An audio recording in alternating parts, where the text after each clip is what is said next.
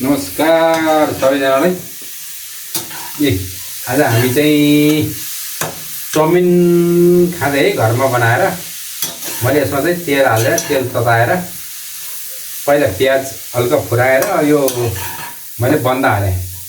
बन्दा चाहिँ धेरै हालेर यो बनाउँदैछु र यसमा मैले अब ल्याएपछि अब चाहिँ यो डल्ले खुर्सानी मैले यसमा डल्ले खुर्सानी हालेँ। तेज गरेँ थोरै अलिकति ओल्छ्याउने है, फेरि धेरै पकाउने होइन, यहाँलाई कुरुम कुरुम पनि हुनु पर्यो नि त। अब यसमा चाहिँ मैले यो हाम्रो चाउमिन उमालेको चाउमिन भयो यस्तै राखेँ र मैले यता राखेँ साइडमा र यसमा चाहिँ मैले यसलाई हल्का चलाएँ। यसमा चाहिँ म एउटा काँटा लिन्छु, काँटा र यसको सहायताले मैले मिक्स गरेँ। नुन हेर्नु चाहिँ नुन ठिक्क आफूलाई स्वादअनुसार नुन हालेँ, अलिकति बढी हाल्नु पऱ्यो, यसमा अलिक धेरै चाउमिन पनि यो हालेँ।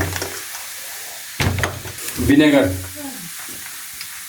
बढी हालेँ हल्का थोरै। यो सोया सस थोरै सोया सस हालेँ कलर र टेस्टको लागि। अनि मैले यसलाई फेरि चलाएँ। यसमा नुन पनि हालिसकेँ मैले, अजिनोमोटो हल्का यसमा छरेँ यता राखेँ र यसलाई मैले मजाले अब मिक्स गरेँ सबैलाई सामानहरू हालेर।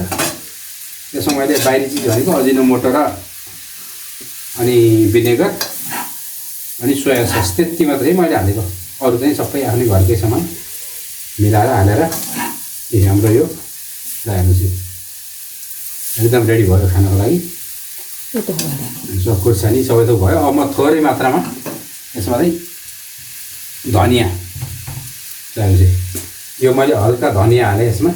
आजको हाम्रो खाना यही हो है।